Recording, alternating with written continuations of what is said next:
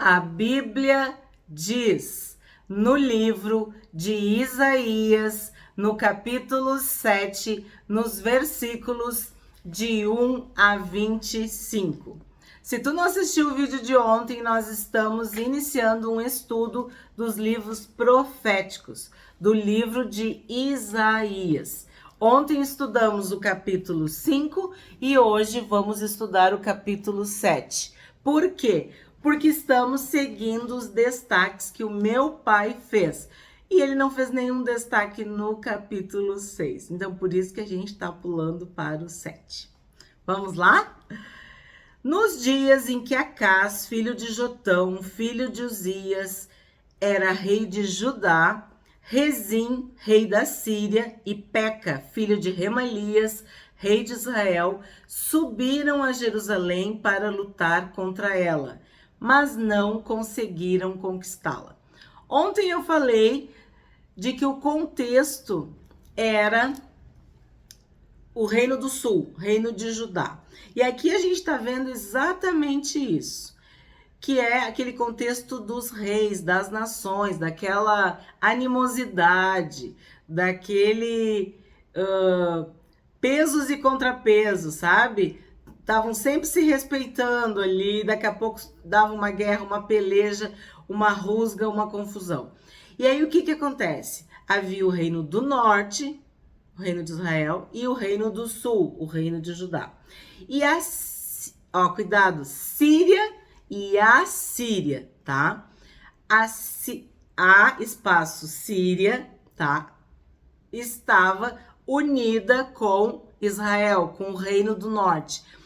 E vieram contra Judá. E quem tá aí firme, fiel, acompanhando desde o início, lembra que nós estudamos no livro de Reis. Havia sempre esse problema, esse conflito entre o reino do norte e o reino do sul. O reino do sul era Judá, capital Jerusalém. O reino do norte era Israel, capital Samaria. E aí o que acontece? Que tu acabou de ver aqui, ó. E eu também falei sobre os reis, no caso Acás. Isaías profetizou na época de Acás. Então, ó, Rezim, rei da Síria, tá? E Peca, filho de Remalias, rei de Israel, subiram a Jerusalém para lutar contra ela. E aí tu pensa assim, não tinha o que fazer, porque eram muito maiores os inimigos do que o reino de Judá. O reino do sul era menor. Mas claro, Jerusalém era uma cidade protegida, murada, fortificada. E havia o quê? Uma promessa. Se tu não acompanhou o estudo sobre reis, sobre tudo que a gente viu, eu te convido a assistir. Deus prometeu para ajudar, Deus prometeu que os descendentes de Davi permaneceriam no trono. Então, olha o que está dizendo aqui, ó. Eles não conseguiram conquistá-la. Guarde essa parte aí. 2. Quando informaram a casa de Davi que a Síria, ó, é Síria, não é a Síria, ainda não, estava aliada com Efraim. Efraim é um outro nome para Israel, a gente já falou também sobre isso, tá? O coração de Acás e o coração do seu povo ficaram agitados, como se agitam as árvores do bosque com o vento. Olha que coisa mais linda e poética para dizer o quê? Que eles ficaram abalados, apavorados. O rei temeu, o rei teve medo, ele ficou agitado. Só que Isaías profetizou, assegurou, garantiu que Deus estava ao lado de Judá. Porque quando ele diz, ó, a casa de Davi, ele já está lembrando, ó, a promessa não é contigo, vem antes de ti. Deus prometeu para Davi, então Deus não vai falhar, né? Deus não é homem para que minta. 3. Então o Senhor disse a Isaías, vá agora com o seu filho Sear-Jazube, Que quer dizer, gente, essa tradução é tipo de remanescente. O nome que o filho de Isaías recebeu foi o próprio Deus que mandou colocar. Por quê? Porque ele também era profético. Esse filho de Isaías, Sear-Jazub, era uma forma de toda vez que falasse o nome, profetizaria de que haveria um remanescente. O trono não ia acabar, a dinastia não ia acabar, a descendência davídica não ia acabar, a casa de Davi não ia ser exterminada. Por quê? Porque Jesus, o filho de Davi, vinha desta linhagem, tá? Então, o que está acontecendo aqui? Vá agora com o seu filho, Sear-Jazub, que é um nome profético, tá? Encontrar-se com Acaz. Quem é Acaz? O rei de Judá, que está na outra extremidade do aqueduto do tanque superior, junto ao caminho do campo do lavandeiro. Aqueduto esse que a gente estudou, que Joabe conquistou para Davi, toda aquela história, né? Maravilhosa. Diga-lhe o seguinte: tenha cuidado e fique calmo. Não tenha medo nem fique desanimado por causa desses... Olha só, por causa desses 2 tocos de lenha fumegante. Quem é os 2 tocos de lenha fumegante? A Síria e Israel, tá? Reino do Norte. Por causa do furor da ira de Rezim. Quem é Rezim? Ó, rei da Síria. E do filho de Remalias. Porque a Síria, Efraim e o filho de Remalias resolveram acabar com você, dizendo: vamos atacar e amedrontar o reino de Judá. Vamos conquistá-lo para nós e fazer reinar no meio dele o filho de Tabeal. Assim diz o Senhor Deus: isso não tem nenhuma chance de acontecer. Olha a palavra profética. Assim diz o Senhor. O que a gente estudou ontem? De que o profeta, ele não fala as suas palavras. Ele é porta-voz de Deus, ele é o representante de Deus na terra, ele é a boca de Deus. Então, não é Isaías que está falando, é assim diz o Senhor Deus. Isso não tem nenhuma chance de acontecer. Por quê? Porque a capital da Síria é Damasco e o cabeça de Damasco é Rezim. E dentro de 65 anos, Efraim será destruído e deixará de ser povo. Eu vou ler o 9, mas depois eu explico direitinho. A capital de Efraim é Samaria e o cabeça de Samaria é o filho de Remalias. Se vocês não crerem, certamente não permanecerão. Eu li tudo para vocês entenderem, mas agora vamos parte a parte. Então, o que o reino da Síria... Eu vou falar assim, porque quando eu falando parece que é a Síria. Eu tô preocupada para que vocês não se confundam.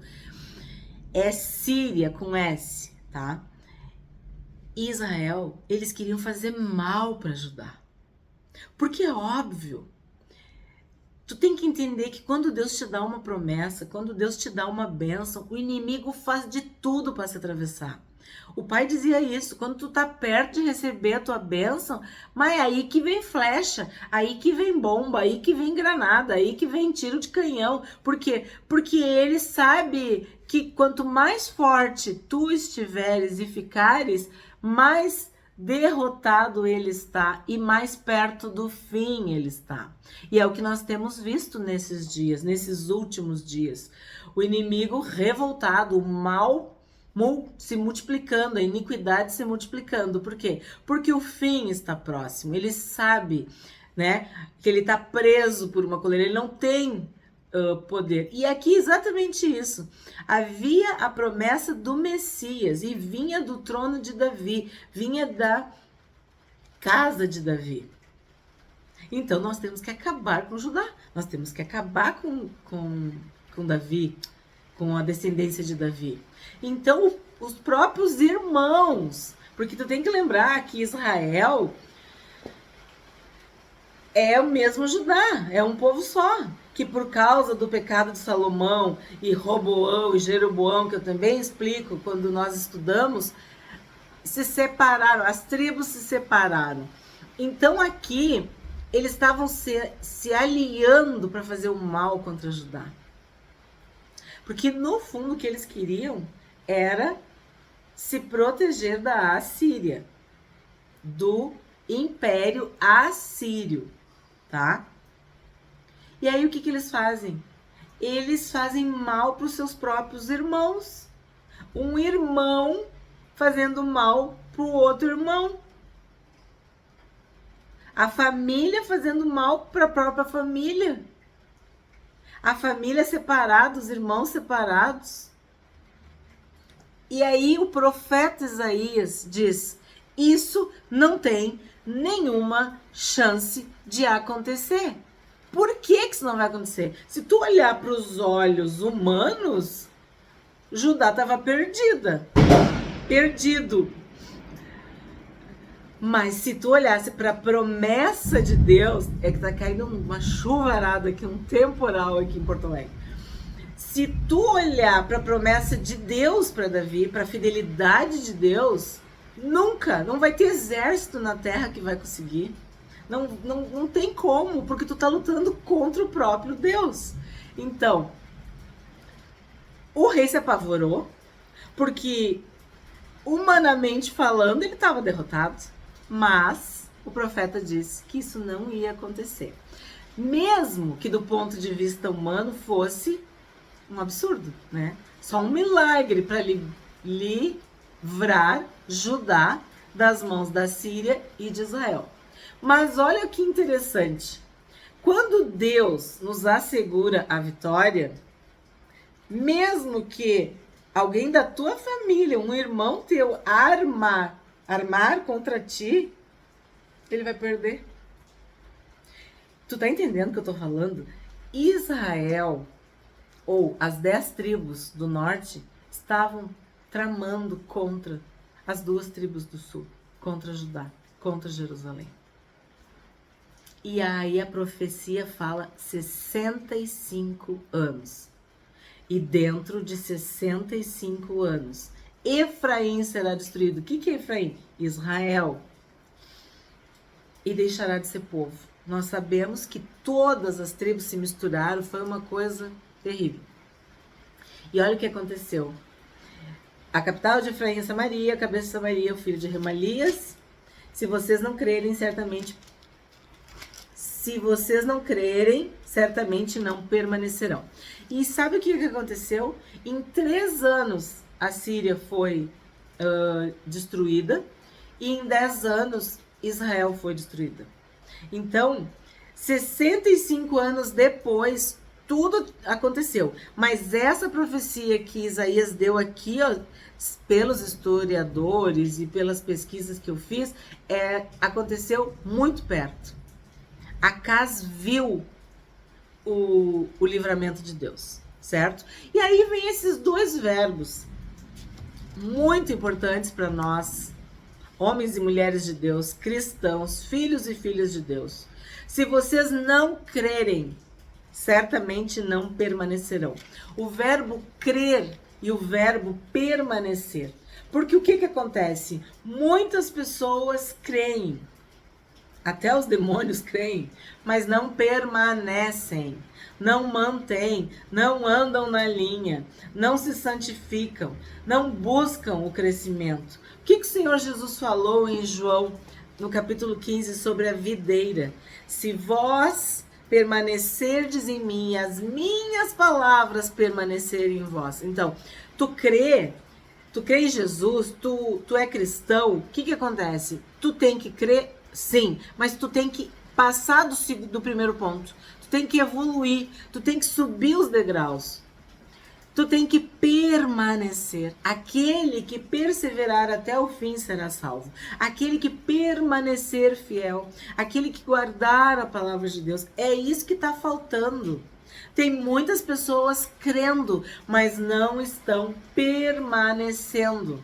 Não estão enraizadas. Não estão fixadas. Ah, mas tu é radical. Pois é, sabe o que é ser radical? É estar na raiz. A tua raiz está lá no fundo. Nós temos que ser radicais, no sentido de termos nossas raízes profundas em Cristo.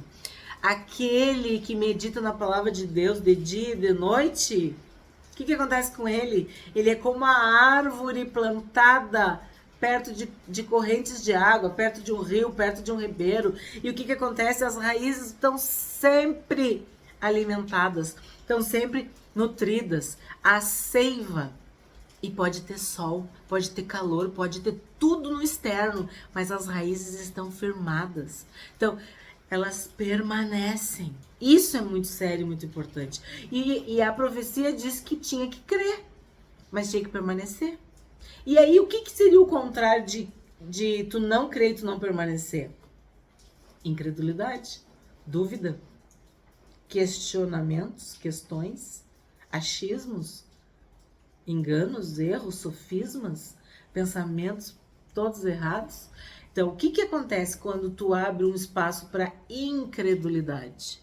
Quando tu alimenta dúvidas e questionamentos vãos, tu te torna vulnerável, tu te torna instável. E aí, o que é isso? Se eu tô instável, qualquer vento me derruba. O povo que fica firme, radicado, enraizado, pode vir vento, pode vir tempestade, pode vir o que vier, vai ficar firme, porque as raízes estão no lugar certo. Então, olha que palavra para nós. O profeta Isaías estava profetizando para Judá, para o rei Acás. Mas eu estou recebendo a bênção e tu aí do outro lado também. Nós temos que crer e permanecer. Nós temos que ficar firmes e fiéis até o fim. 10. E o Senhor continuou a falar com Acás, dizendo... Então, o que é o profeta? O profeta é aquele que empresta a sua boca para o Senhor falar. Aí tu pensa, como que eu, um ser humano pecador, um homem, uma mulher, vai ter essa graça, esse poder? Por quê? Porque essa pessoa crê e permanece em Deus. A gente viu ontem. Tu declara, tu anuncia, tu proclama. Tu é um porta-voz. Tu não vive para ti. Tu vive para que as pessoas vejam e ouçam a Deus. Vejam e ouçam a palavra de Deus. A história de Isaías é impressionante. 11. Peça ao Senhor seu Deus um sinal, quer seja embaixo, nas profundezas, ou em cima, nas alturas. Acás, porém, disse... Quem é Acás, gente? É o rei de Judá. Olha o que ele vai dizer. Não pedirei, nem tentarei o Senhor. Aí tu diz assim, oh, que humilde, que piedoso, que maravilhoso.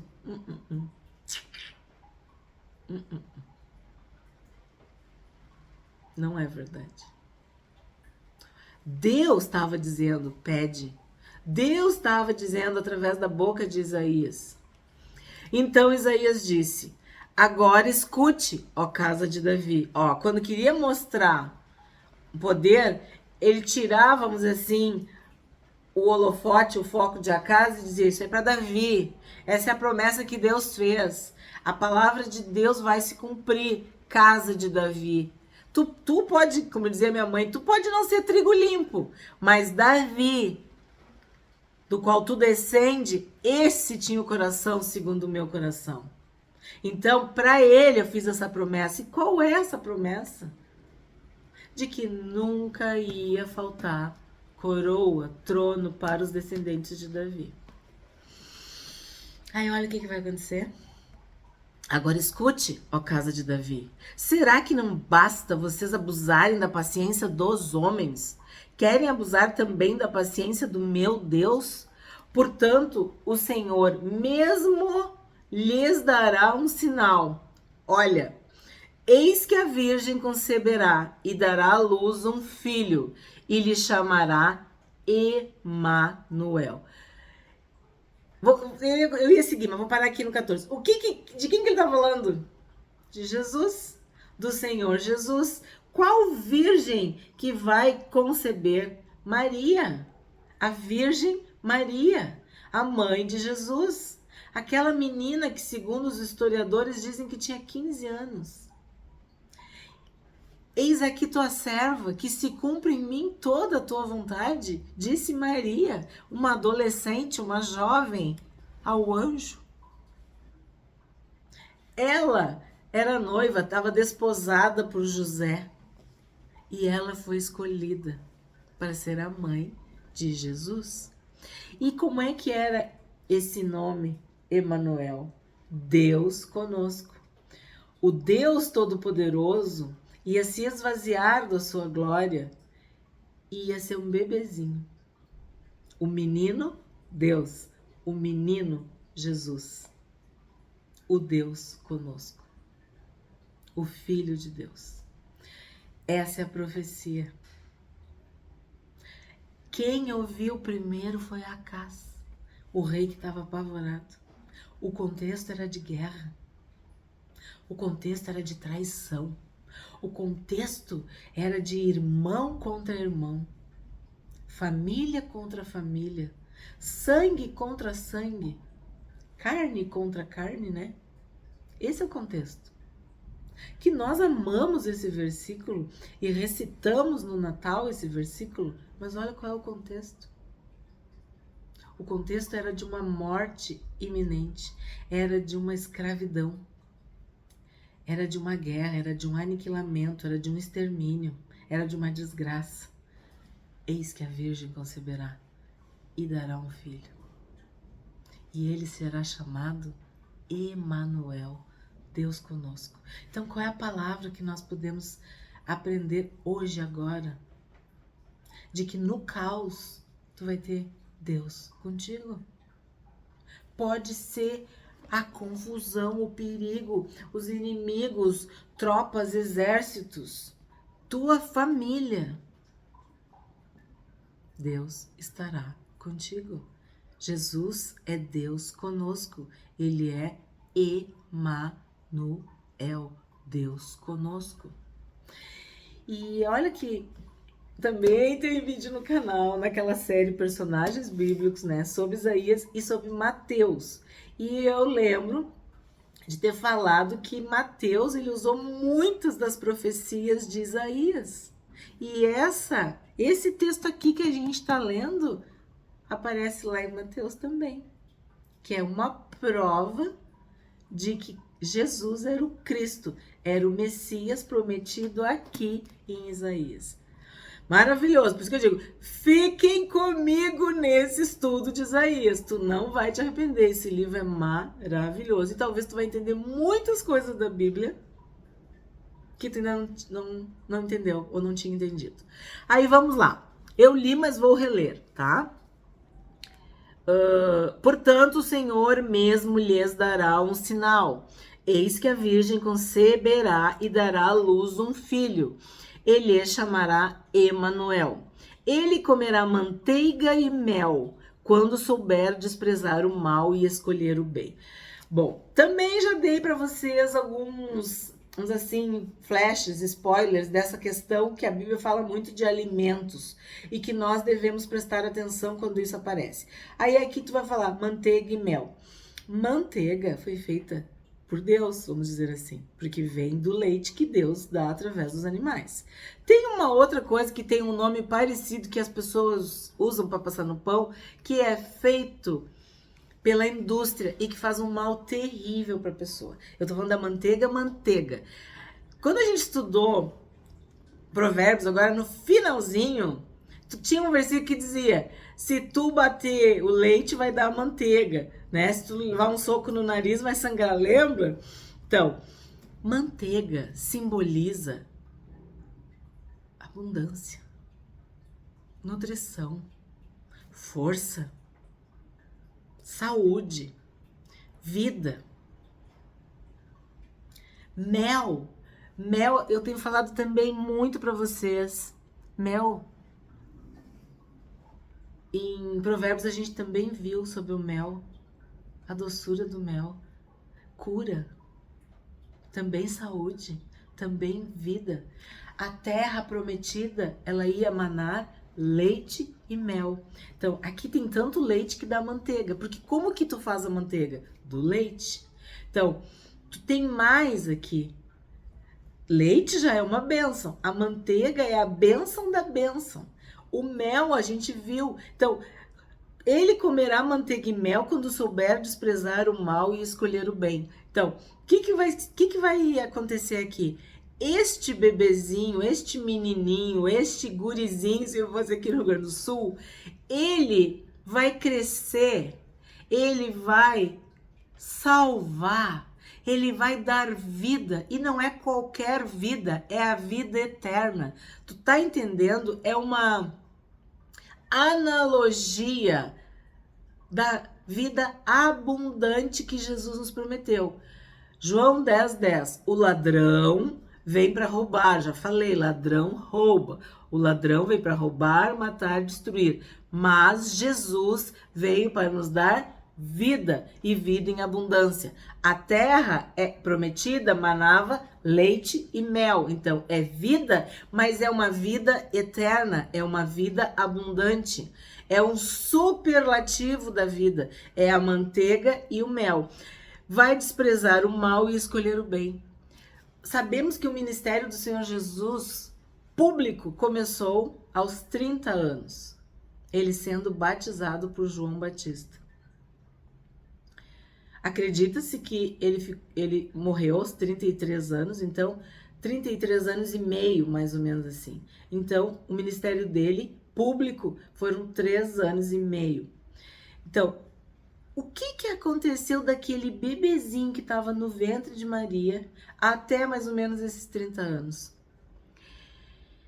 Ele comerá manteiga e mel quando souber desprezar o mal e escolher o bem. Jesus foi tentado de todas as formas, de todos os jeitos. Tudo que nós passamos, Jesus passou. Só que ele escolheu o bem. Ele desprezou o mal. Porque ele estava comendo manteiga e mel, ele estava com a vida, ele estava crescendo, ele estava prosperando, multiplicando, evoluindo, desenvolvendo, vivendo a vida. E quando chegou no tempo, ele se apresenta. E tem aquele episódio no templo, quando ele era guri, né? Quando ele estava com 12 anos, que também é simbólico. Enfim, esse texto aqui, ele é um texto profético do Senhor Jesus, que se cumpriu na vida e no ministério de Jesus. E nós podemos pegar essa explicação que eu falei, de 2 alimentos abençoados e naturais feitos por Deus, porque é oferecido por Deus, que é a manteiga e mel, e entendermos o lado espiritual desse texto.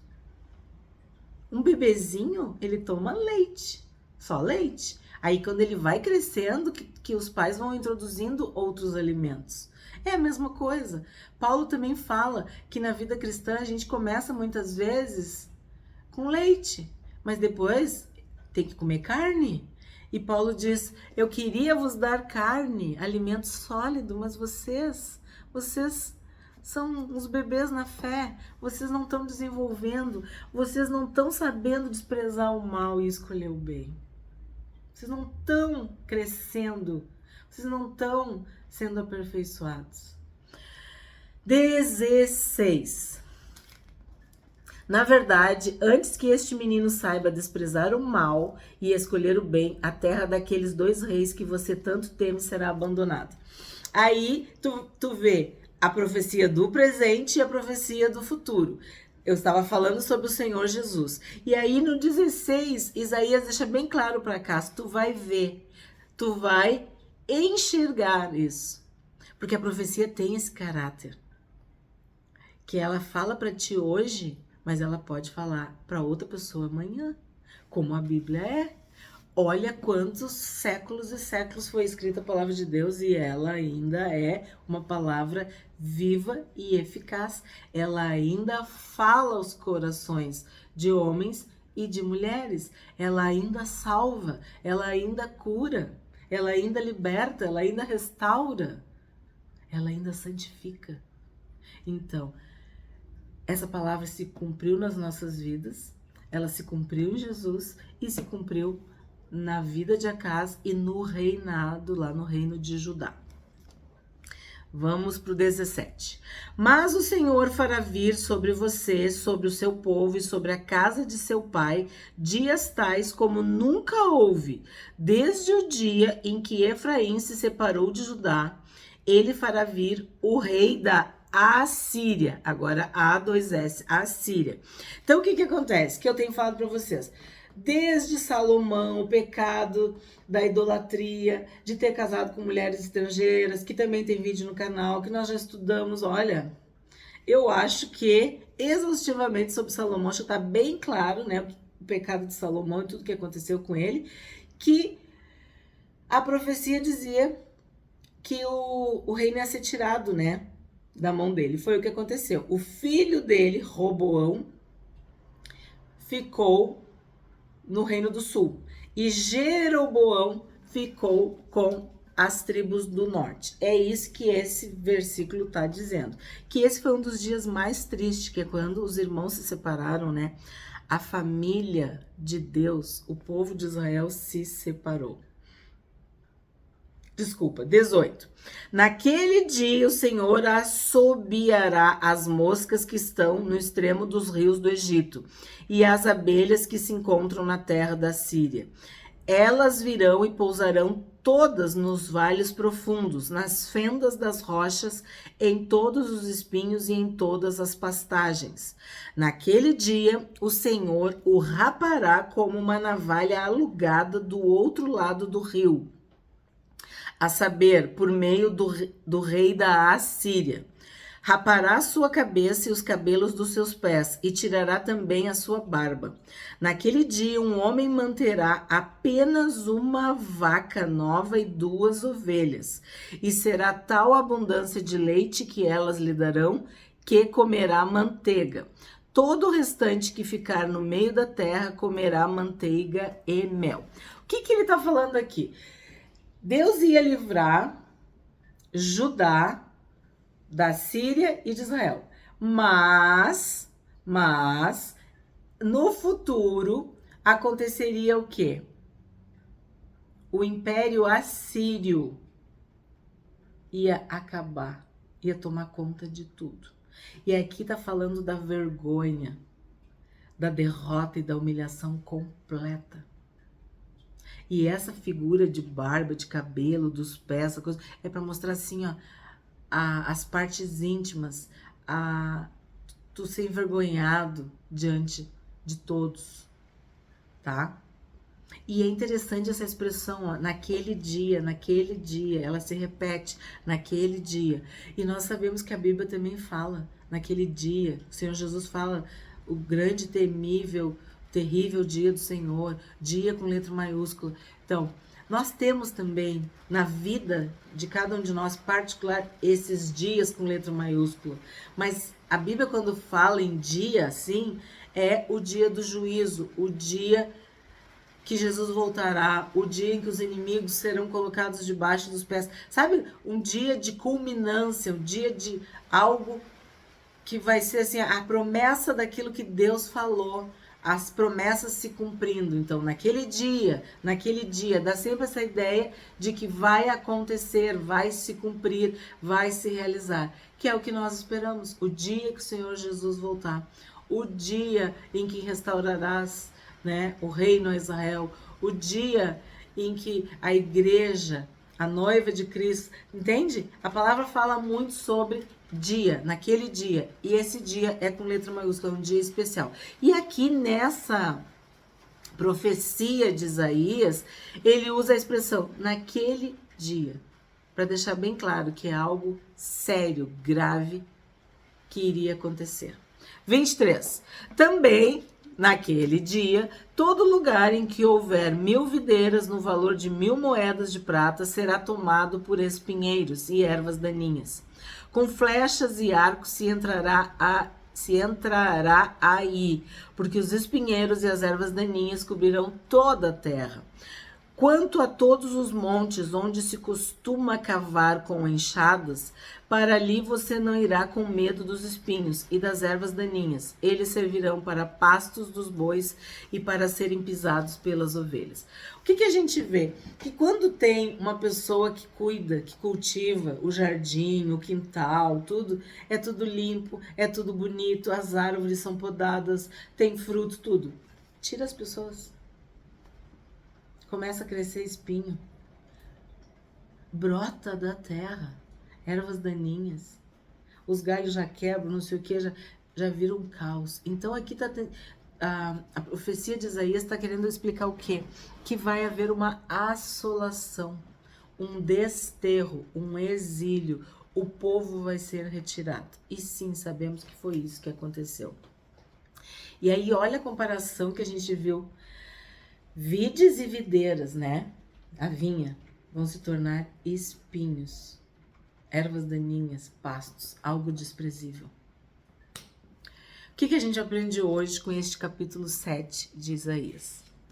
Que o rei Acaz ficou com o coração agitado, como se agitam as árvores do bosque com o vento. Mas o Senhor disse ao rei Acaz, através do profeta Isaías: aquieta-te, não temas, nem desanime o teu coração, pois isso não subsistirá, nem tampouco acontecerá. Temos que crer e permanecer. O rei deveria confiar nas promessas de Deus a Davi. Sabemos que permanecer é muito mais difícil do que crer. Crer, todos creem, né? Muitos creem, mas permanecer fiel, perseverar até o fim, acreditar na palavra de Deus, viver pela palavra de Deus é o nosso maior desafio, é o desafio diário do cristão.